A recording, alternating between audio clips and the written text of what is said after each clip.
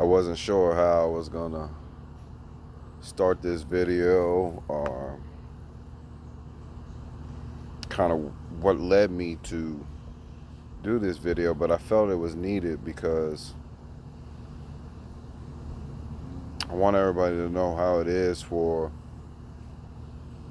the real world, what it feels like for the real people out here that aren't getting the luxuries, aren't getting any answers, or going through the struggle. So we have to realize that we can accept it or we can power over it. What I mean is we strive for greatness. And in striving for greatness,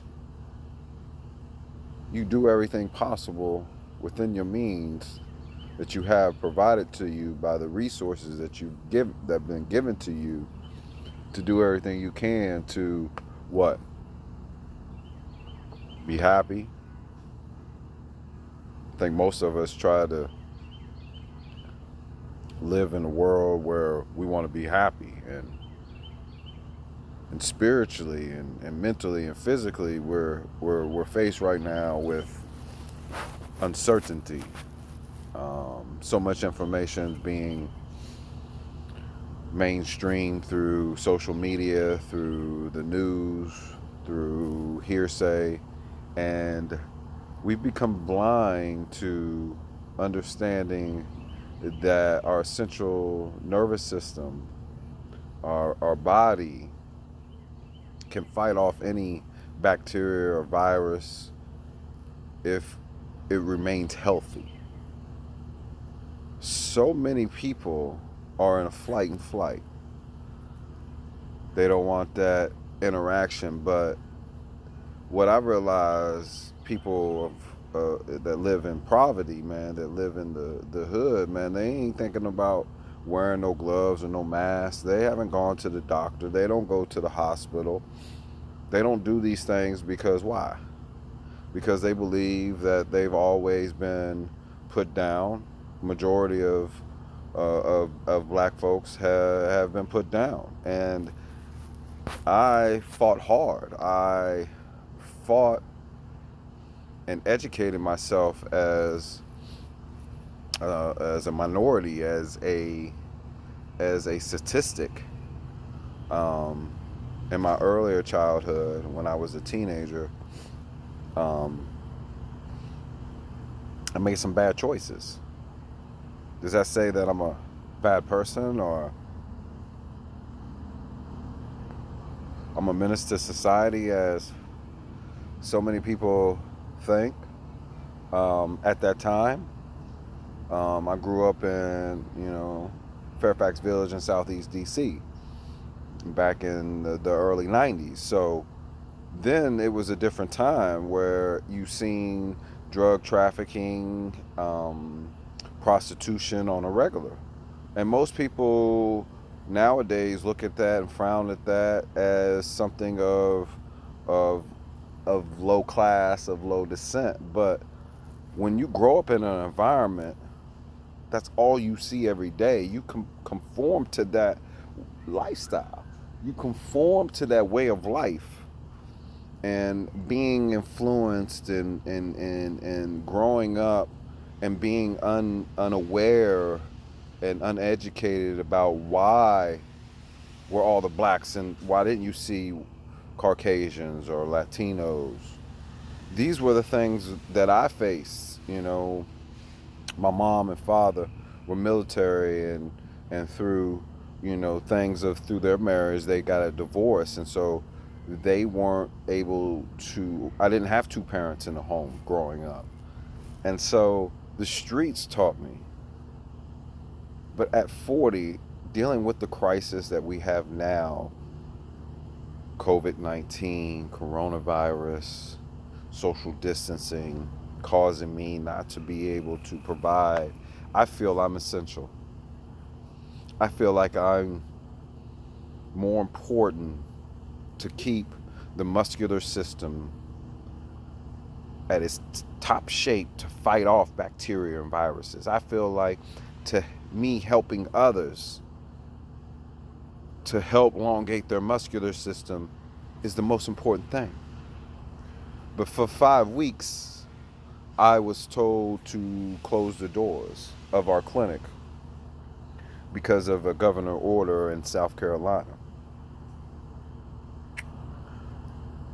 That decision was hard. As a healthcare provider, as someone that has studied the anatomy and understands the different systems and what affects the system, I knew we were at risk, but if we took the precautionaries that we could potentially stay open. But with the madhouse of all the governors and all the orders being issued all over the country, it was trickling down.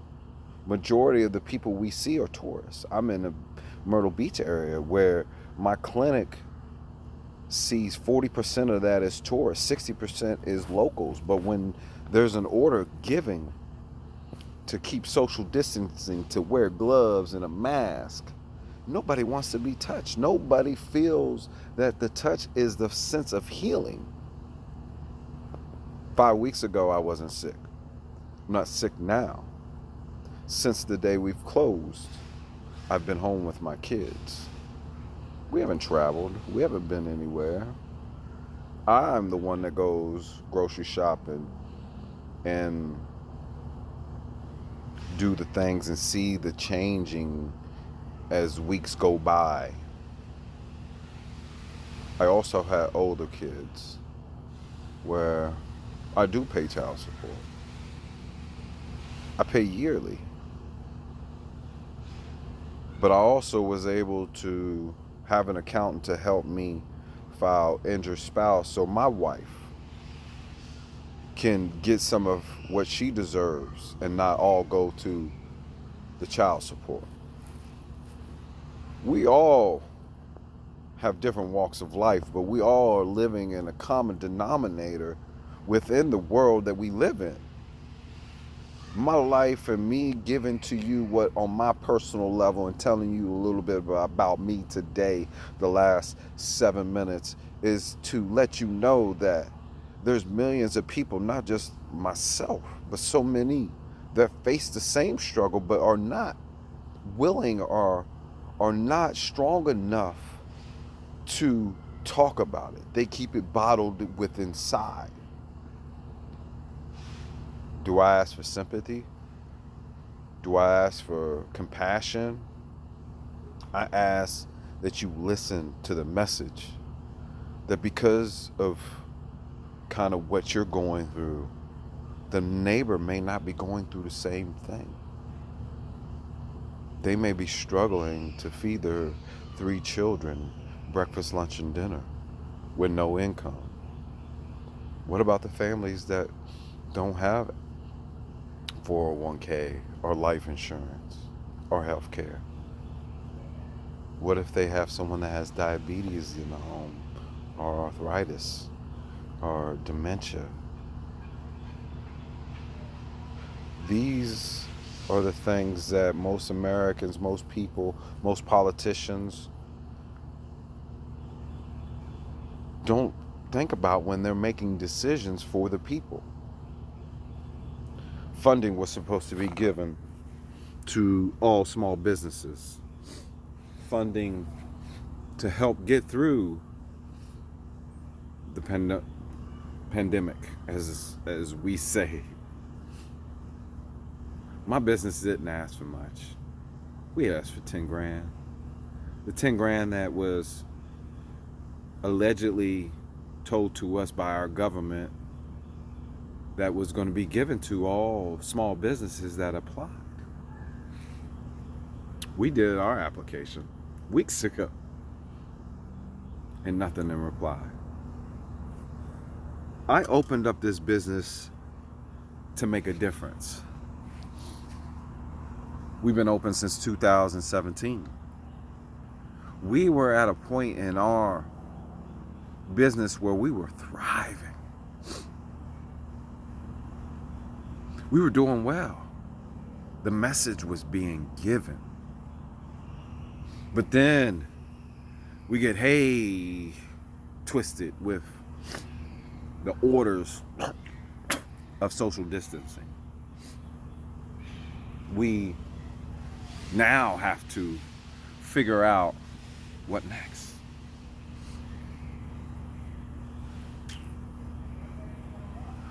I came home from Greenville Penitentiary in 2009. It was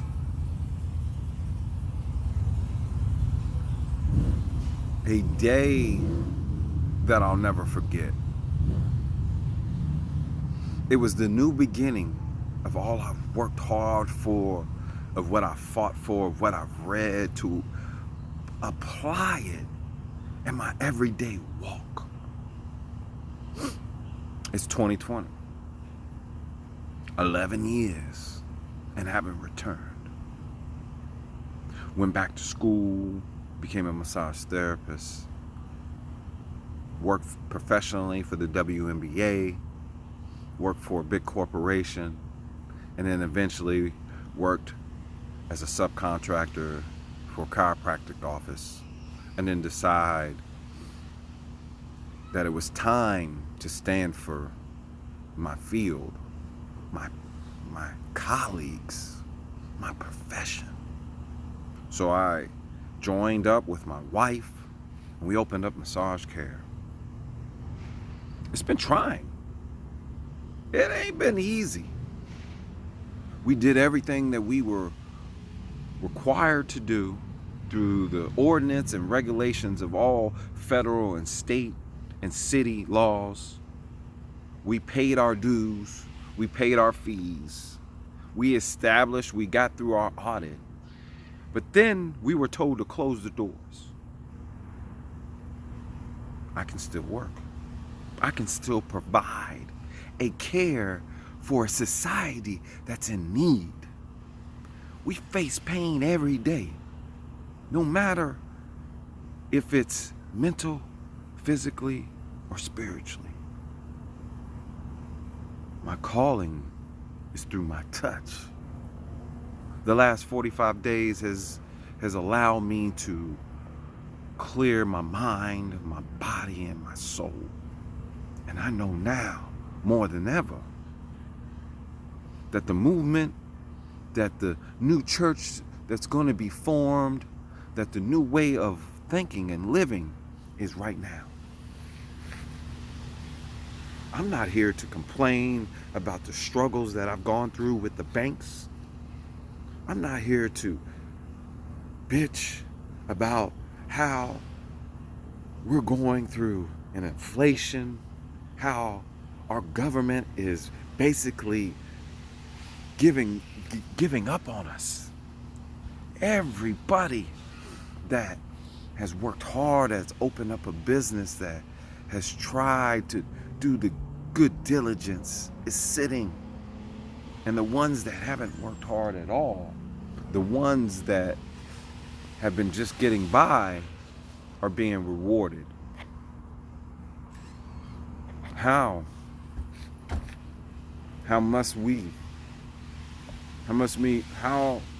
do we move forward? Do we move forward in evilness, where we turn against one another, for every man for themselves, not passing forward, not feed the next brother or sister or child? These are the things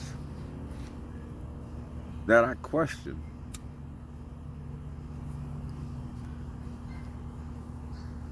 Is it something that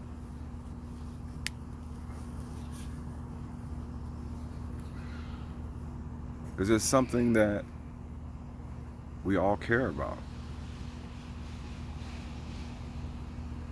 I know. Y'all seen Lit the Black. It's tough times. It's my own personal 2 steps back, 1 step forward during these times. There's no excuse. So I'm not going to give you one. Don't do as I do, but do as I say. Isn't that the key term that most philosophers and people of knowledge, of wisdom say? I'm not here to tell you something that you already don't know. I'm here to open up your eyes to what's out there. When people ask me, what are you doing nowadays? I'm praying for a miracle. I'm asking my Father to give me that blessing that I've looked for so long. And I'm spreading the voice that needs to be heard all around the world, from South Carolina, Myrtle Beach, to Washington, D.C., to California, to China, to South Africa, to Asia, to Russia. The word of trust and faith in our people to get the right information, to do the right thing, and take care of the people. Because if you pass it forward today, and if we are at the end of times, that you know that you're being tested right now. And I hope that one day we all will see each other in joyous times and dance and gold and fruits and all the same quilts and luxuries of our Heavenly Father that has given us. But right now, when evil has taken over, when we are being divided by a plague and a virus that's unknown, when there's no cure, when people are saying we must go back, we risk humanity. We risk good judgment. I'm not afraid for myself. I'm afraid for my 5 children. I'm afraid for them, for what we do now and how we apply what our goals and what we have to do to help them when they're our age, to be able to have structure, have discipline, have unity. And so many people say that I babble, that I'm all over the place. It could be my ADHD. I'm going through a lot. I could lash out and go back to my evil ways, or I can stay true and firm in my beliefs, in my trust, and my awareness for the truth. And I ask all of you, right now,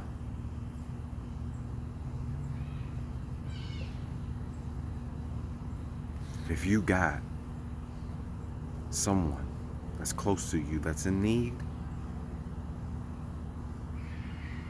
it's that time. It's that time to show and prove you're worthy. Blessed be the coming of our Lord. To all that watch this 19 minutes of truth, from the heart. So help us all.